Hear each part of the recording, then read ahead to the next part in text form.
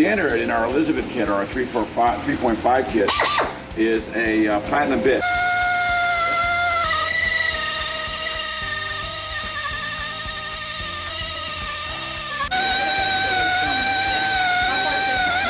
As you can see, we're now through with the 188 bit, platinum, and we're right through. It was less than a minute drilling.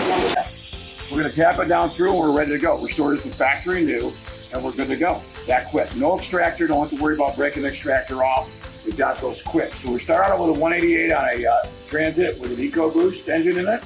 We go to the 266, that's our gold, 188 platinum, 266 gold, and then our gold machine grade tap, and you're good to go. All right?